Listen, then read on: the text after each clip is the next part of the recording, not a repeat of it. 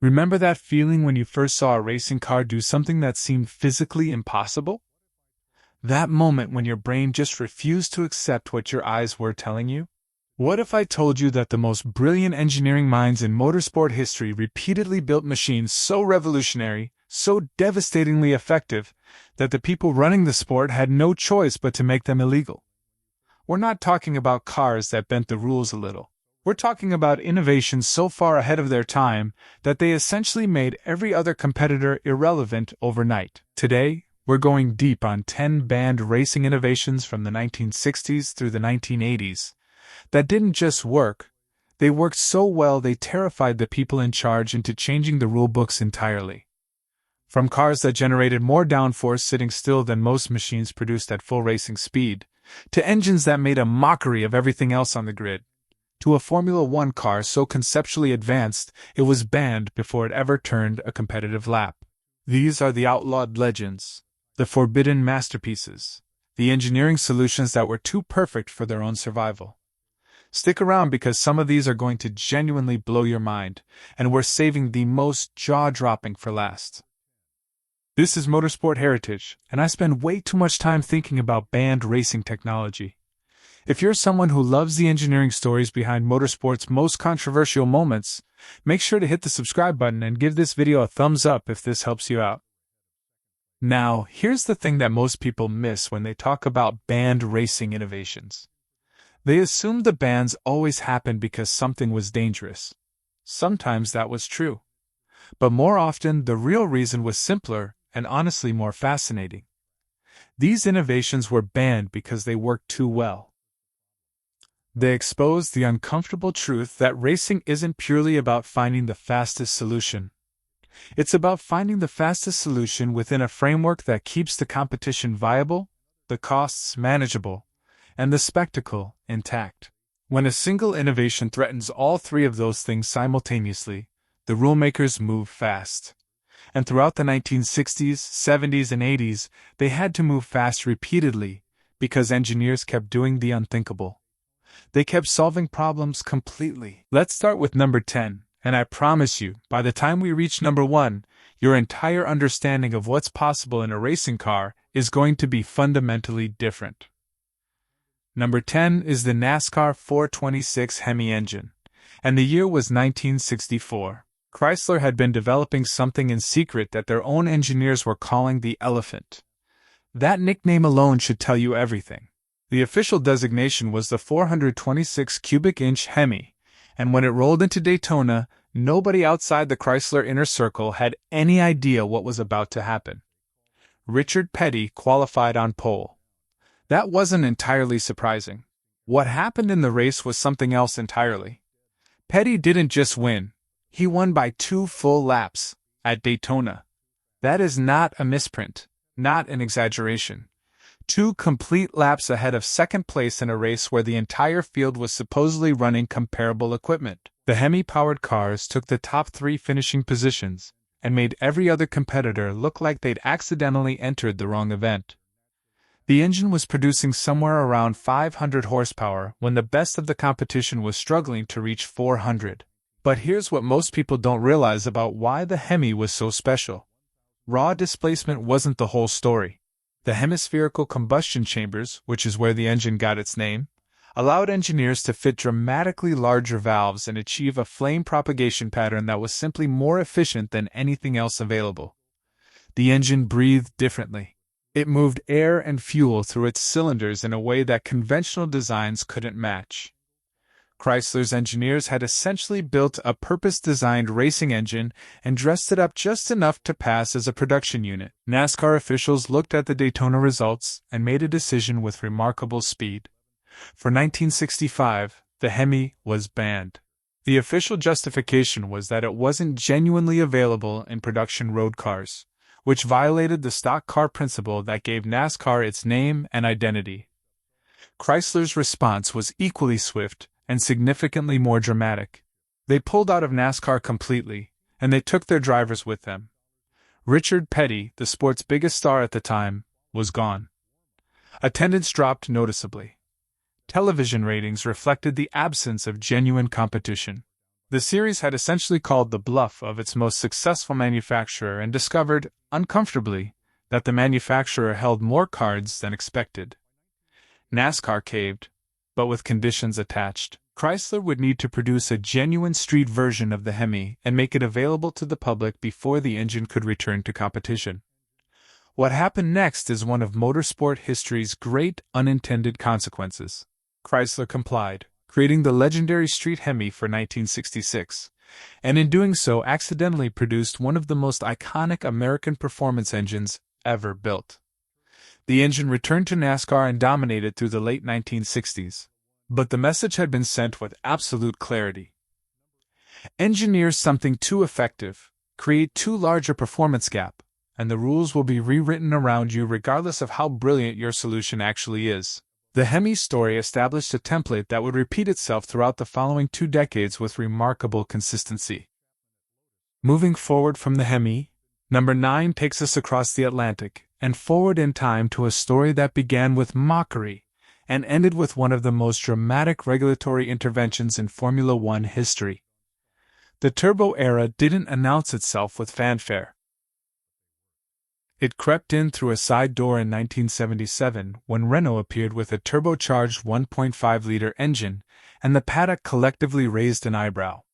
The nickname that attached itself to the Renault almost immediately was the Yellow Teapot, because the thing smoked and spluttered and broke down with such regularity that the establishment teams with their naturally aspirated engines felt entirely justified in their skepticism. Renault, the thinking went, was pursuing an interesting but ultimately impractical engineering exercise. Here's the thing about that assumption.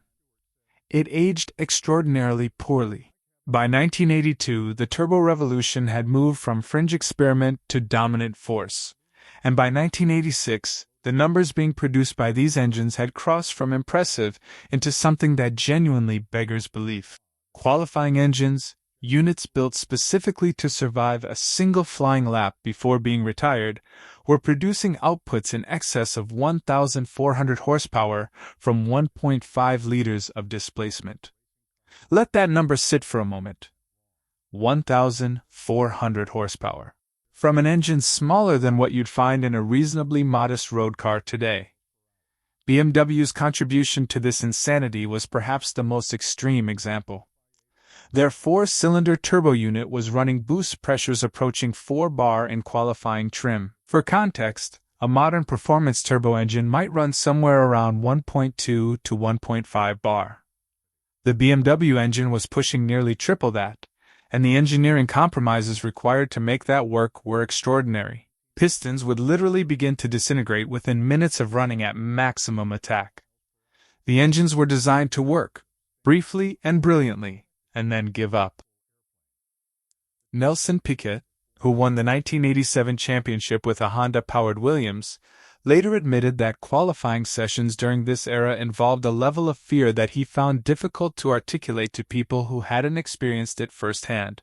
You were sitting in a car producing forces that the machine wasn't really designed to sustain, driving at the absolute limit of adhesion, knowing that the engine underneath you was operating beyond its own structural tolerances. Now you might be thinking that the performance alone would have been enough to trigger a ban, and you'd be partially right. But the financial dimension was equally significant. Teams were spending figures that would be eye-watering even by modern standards on engine development alone. Honda was reportedly cycling through fresh engines at every session across a race weekend. The development pace was so rapid that an engine specification from the beginning of a season could be 100 horsepower behind by the final race. The costs were existential for smaller operations. The FIA tried graduated responses first, limiting boost pressure, then restricting fuel tank capacity, then mandating specific fuel blends. The teams found ways around each intervention with impressive creativity. By 1988, the governing body made the decision that sometimes you simply have to stop the bleeding, rather than keep applying bandages. Turbos would be gone from 1989. The naturally aspirated replacements produced roughly half the power. Formula One had engineered itself into a technological corner so extreme that the only exit was a controlled step backward. This is where it gets really interesting, though, because the turbo ban didn't eliminate turbocharged Formula One engines permanently. They returned in 2014 in a vastly different form, hybridized and regulated to within an inch of their lives, producing spectacular power through completely different means. The ghost of those 1,400 horsepower monsters still haunts the regulations that govern their modern descendants. Number 8 shifts our attention to something that looks almost quaint in retrospect, but was genuinely revolutionary and genuinely lethal in 1968. High-mounted wings in Formula One represent one of the fastest cycles of innovation and prohibition the sport has ever seen, moving from their introduction to their ban in a matter of months.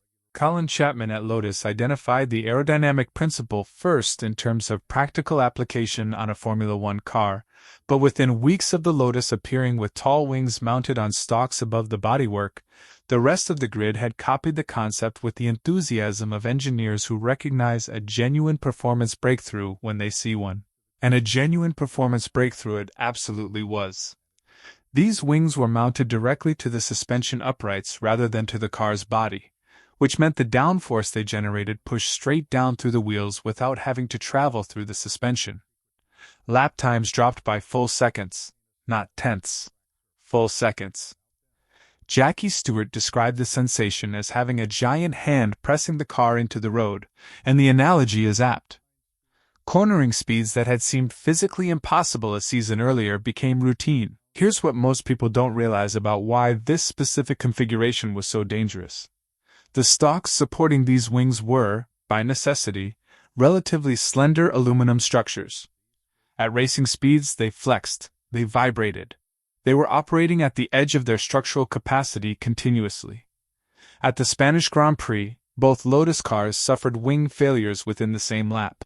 Graham Hill and Jochen Rindt crashed in nearly identical circumstances as their wings collapsed, and the cars were suddenly deprived of thousands of pounds of aerodynamic load with zero warning.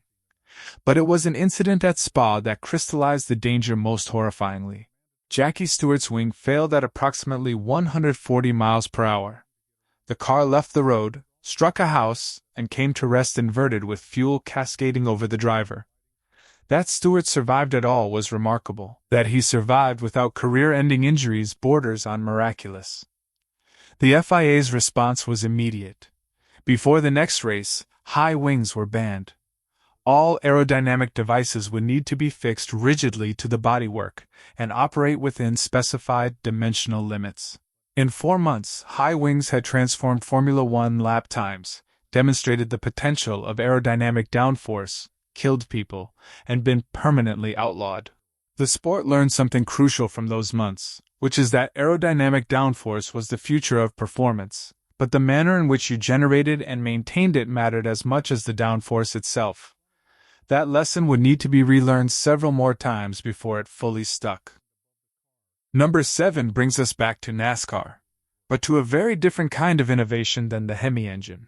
Where Chrysler had solved the power problem with engineering brilliance inside the engine bay, the winged cars of 1969 and 1970 solved a completely different problem, and they solved it in a way that made them look like nothing that had ever appeared on an American racetrack before or since.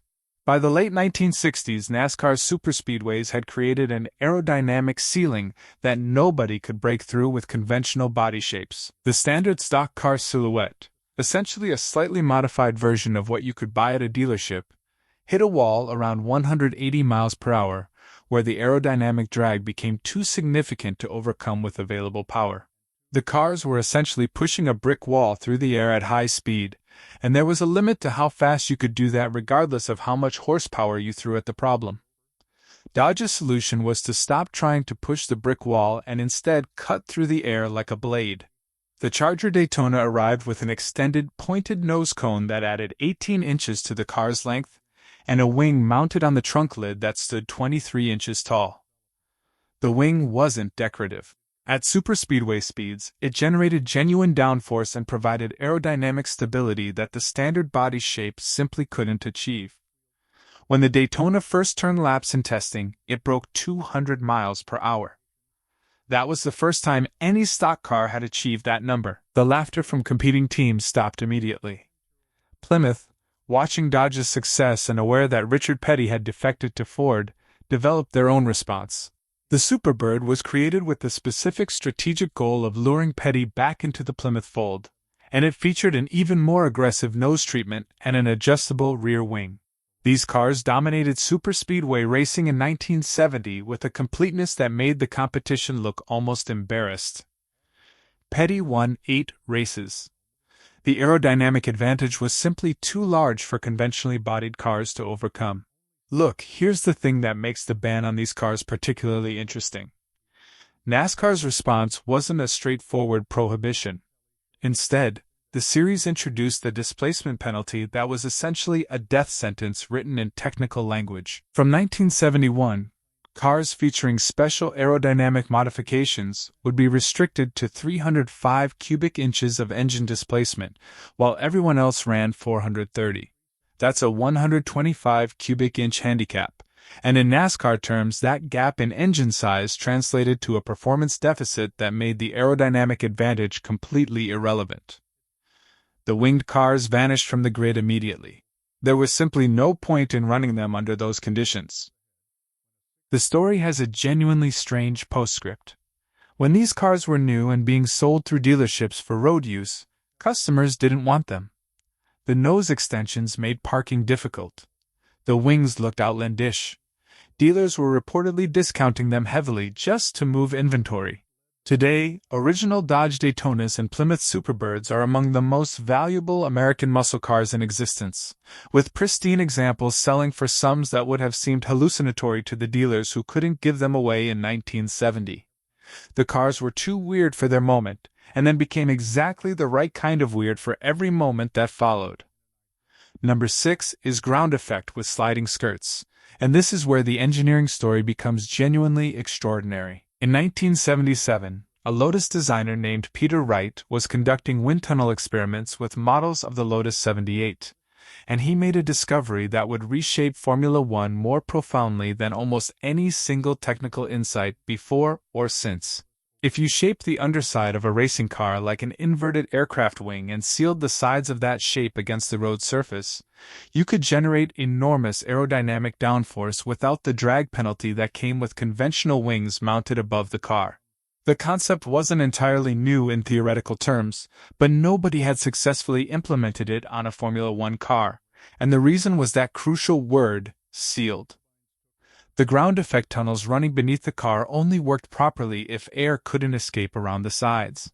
If air leaked out, the downforce dropped dramatically. The solution was sliding skirts, spring-loaded panels running along the sides of the car that moved up and down to maintain constant contact with the road surface regardless of suspension movement. With the skirts sealing the underbody, the Lotus 78 and its successor, the breathtaking 79, generated downforce figures that seemed impossible given the car's relatively modest external aerodynamic profiles. Mario Andretti won 6 races in the 1981 championship in the 79.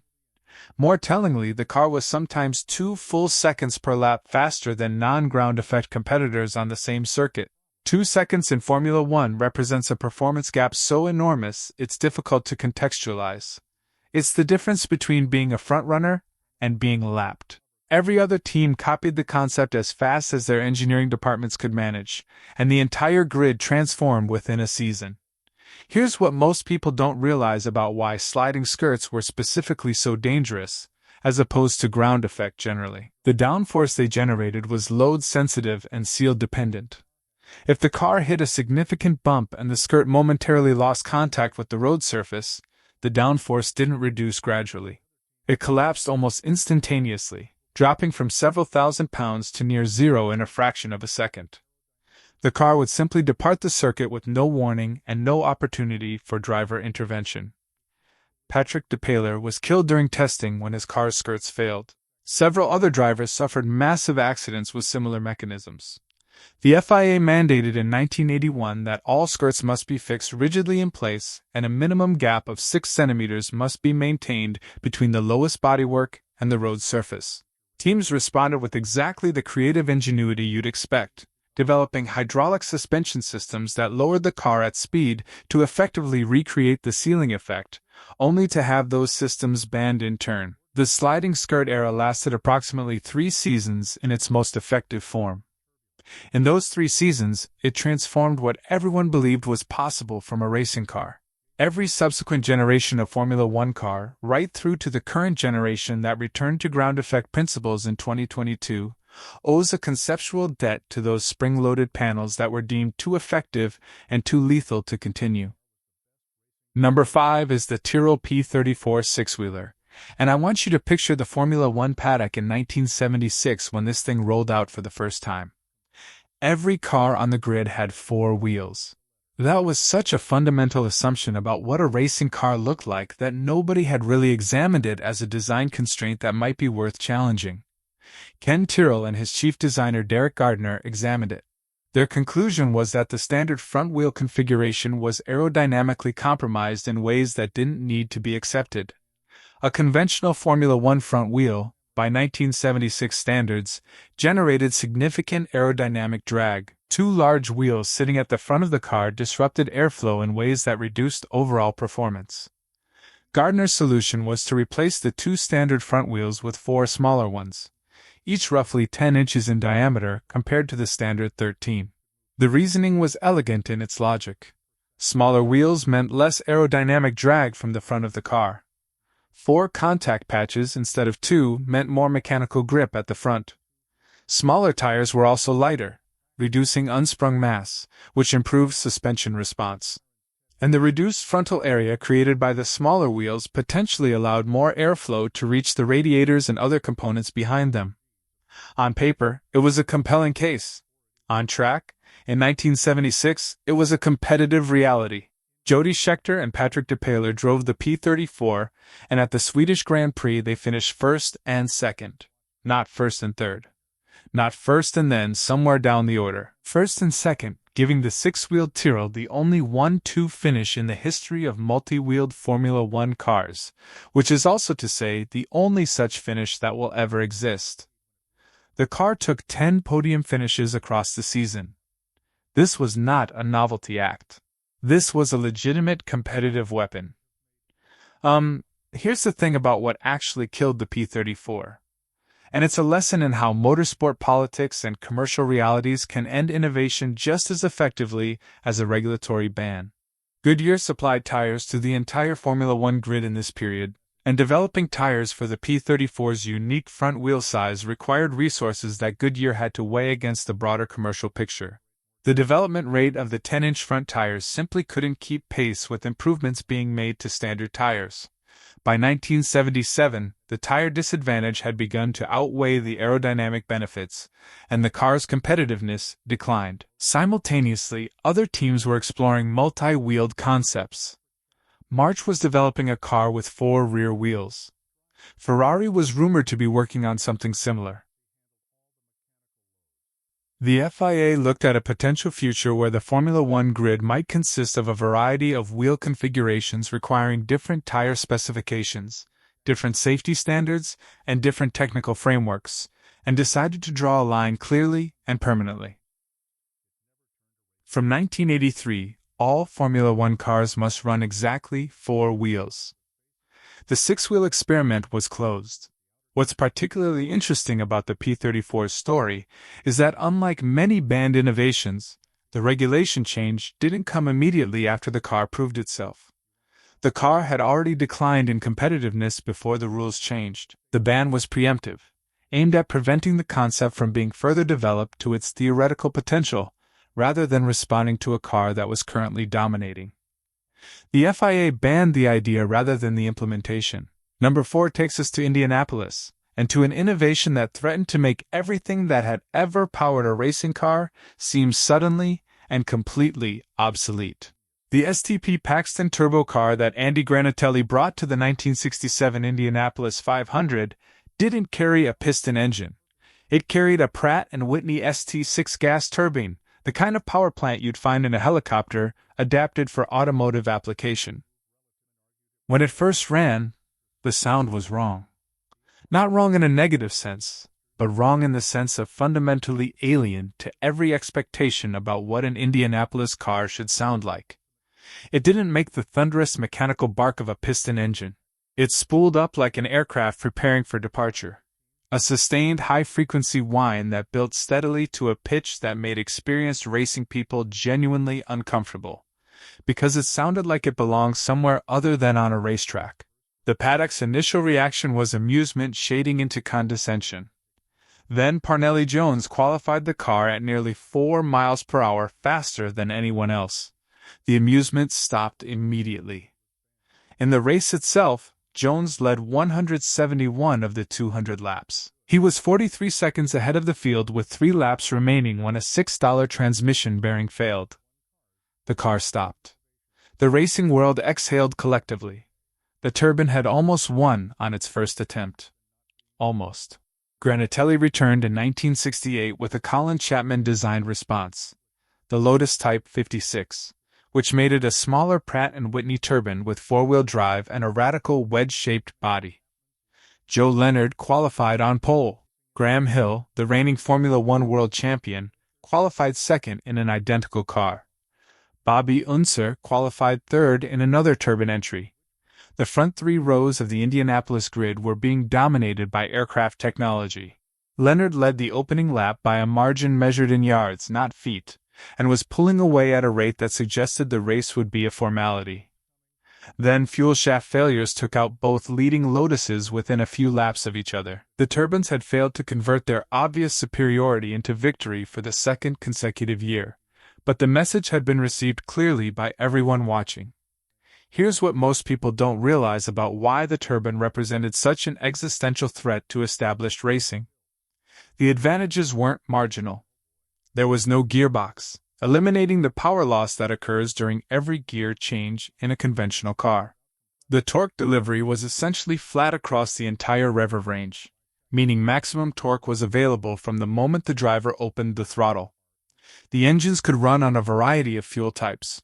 The power output was substantial and consistent in ways that piston engines, which have inherent power pulses from their combustion cycles, simply aren't. USAC's response came in graduated steps that were transparently aimed at making turbines uncompetitive rather than prohibiting them outright. Inlet area restrictions reduced power. Further restrictions followed. By 1970, turbines were effectively banned from Indianapolis.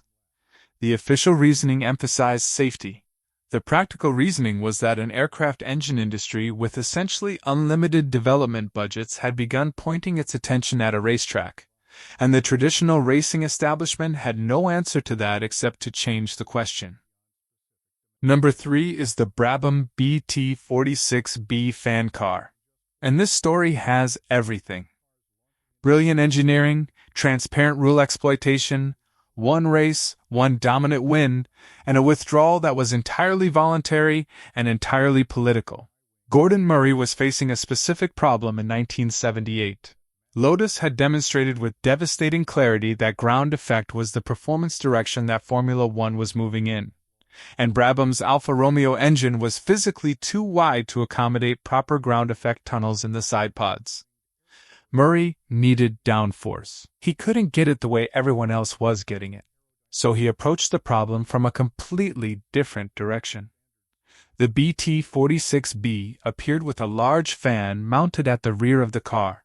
Murray's stated justification was that the fan was a cooling device, drawing hot air away from the engine and improving thermal management. This was technically accurate. The fan did cool the engine. It also, by drawing air from beneath the car, created a low-pressure zone under the vehicle that sucked it toward the road surface with a force that conventional aerodynamics couldn't easily match. And unlike ground effect cars, which required forward velocity to generate downforce because their aerodynamic tunnels needed airflow to function, the fan car's downforce was independent of speed. You could drive it slowly and still have full aerodynamic grip. The car was, in Murray's own later assessment, the most effective racing car he ever designed. Niki Lauda tested the BT46B in secret before its race debut, and his feedback was unambiguous. The grip levels were unlike anything he'd experienced. Corners that required genuine commitment in a conventional car became almost trivially easy. The car didn't need to be driven on the limit to feel completely planted. It was planted regardless of what the driver was doing. The Swedish Grand Prix was the BT46B's only race. Lauda won by 34 seconds. The margin doesn't capture the reality adequately, because he won by that amount while managing the car, not attacking. The other team's protests were immediate and furious. Lotus argued that the fan threw stones and debris at following cars, which was a safety concern. Ferrari argued that the fan was obviously a movable aerodynamic device, which the regulations prohibited. Everyone agreed that if the BT46B was legal, every team would need to build their own version immediately, and the resources required to do that were substantial. Here's what makes this story genuinely unique among the 10 innovations we're covering today. The BT46B was never formally banned by the FIA. Bernie Ecclestone, who owned Brabham and was simultaneously working to consolidate control over Formula One's commercial rights, needed the cooperation of the other major teams for his political project. Running the fan car and winning with it while everyone else was furious was not conducive to building those cooperative relationships. So Ecclestone withdrew the car voluntarily after Sweden and agreed it would not race again. Politics ended what regulations might never have actually prohibited. The loophole Murray had found was genuinely creative, and arguably within the letter of the rules. We'll never know whether the FIA would have banned it formally, because it was gone before that conversation needed to be resolved. Number 2 is the Chaparral 2J from 1970, which took everything the Brabham fan car would later attempt and made it approximately 10 times more extreme, in a racing series that had specifically been designed to accommodate almost any level of extreme. Can-Am racing in 1970 operated under regulations that were minimal to the point of philosophical. Engine displacement was essentially unlimited. Aerodynamic treatment was largely unrestricted. The series had been conceived as a laboratory for maximum performance, a place where manufacturers and independent constructors could explore the outer limits of what was possible without the heavy regulatory hand that constrained Formula One. Jim Hall and Chaparral looked at those minimal regulations and built something that redefined what minimal regulations could accommodate. The 2J ran 2 engines. One powered the rear wheels in the conventional manner. The second, a 2-stroke snowmobile engine producing approximately 55 horsepower, powered 2 large fans at the rear of the car. Unlike the Brabham's cooling justification, Hall made no particular attempt to disguise the primary purpose. The fans were there to evacuate air from beneath the car and create downforce through suction. Legs and skirts sealed the underside completely, creating a partial vacuum under the car that pressed it toward the road surface with forces that seemed to defy reasonable expectation. The numbers are worth dwelling on. The fans could displace 2,300 cubic feet of air per minute. At standstill, before the car moved an inch, the downforce generated exceeded 2 times the car's own weight. 2G of downforce sitting in pit lane. Jackie Stewart drove the car during testing and used the slot car analogy that has become the standard description. The car wasn't fast in the way that other fast cars are fast. It was simply attached to the track in a way that conventional racing cars aren't. The relationship between speed and grip that drivers understand and calibrate their entire technique around simply didn't apply in the same way. In qualifying at Watkins Glen, Vic Elford put the 2J on pole by 2 full seconds. In a series where competitive gaps were measured in tenths, 2 seconds was not a gap. It was a statement that the existing competitive framework had been rendered irrelevant. The other teams protested immediately, and Can-Am officials found themselves in the uncomfortable position of trying to apply restrictive regulations to a series that had been specifically marketed on its lack of restrictive regulations. They ultimately prohibited the movable skirts as aerodynamic devices, which undermined the 2J's effectiveness sufficiently that the project was abandoned after a partial season. The auxiliary engine overheating issues that had plagued the car throughout its racing life provided additional justification for retirement. Hall had proven, in the most emphatic possible terms, that mechanical downforce generation through active fans was more effective than any passive aerodynamic system. He'd also proven that even in a series with essentially no rules, you could build something too good to be allowed to continue. Number 1 is the Lotus 88 twin chassis car from 1981, and I want to be precise about what made this innovation different from every other entry on this list. Every other car we've discussed actually raced. Some raced once, some raced for years. All of them turned competitive laps and demonstrated their capabilities on track. The Lotus 88 never completed a competitive lap in a Formula One race. It was banned before it could do so, and the argument could be made that it was banned specifically because it was so obviously going to be devastatingly effective that allowing it to demonstrate that effectiveness was not something the establishment could risk. Colin Chapman had already transformed Formula One more times than any other individual by 1981. He'd invented the modern monocoque chassis. He'd pioneered ground effect. He'd introduced numerous aerodynamic and structural concepts that the rest of the sport had eventually adopted as standard practice. The Lotus 88 was his attempt to solve a problem that the 1981 skirt ban had created. With skirts prohibited, ground effect cars struggled to maintain aerodynamic consistency across bumps and suspension travel. The solution Chapman developed was conceptually different from anything that had come before. The 88 had two completely separate chassis. The inner chassis carried the driver, the engine, the transmission, and all the mechanical components. The outer chassis was essentially an aerodynamic shell that enclosed the inner chassis while remaining connected to it only through a spring system. Because the outer chassis was isolated from the suspension loads that moved the inner chassis, it could maintain a constant relationship with the road surface regardless of what the suspension was doing. Ground effect worked optimally when the car's underbody maintained a consistent attitude relative to the road. Bumps and cornering forces that compressed or extended the suspension disrupted that optimal attitude in a single chassis car. In the Lotus 88, the aerodynamic shell didn't care what the suspension was doing. It stayed where Chapman put it relative to the road, and the ground effect tunnels worked with a consistency that no single chassis car could match. Elio De Angelis reportedly lapped 1.5 seconds faster in the 88 than in anything else Lotus had produced. The data from testing suggested that the car's aerodynamic performance was not just better than competitors, but better than competitors by a margin that would have made the 1981 championship a foregone conclusion before the season's midpoint. Ferrari and Williams led the protest effort. Their argument was that the outer chassis constituted a movable aerodynamic device, since it could move relative to the wheels. Chapman's counter-argument was that it was an advanced suspension system and that the regulations did not prohibit suspension systems from incorporating aerodynamic functions. The FIA sided with the protesters. The 88 was ruled illegal before it raced. Chapman attempted to run the car at Long Beach anyway, using his belief in the legal validity of the concept to justify continued attempts to get it onto the grid. Officials physically removed the car from the grid position. Chapman pursued legal challenges through the available channels. All failed.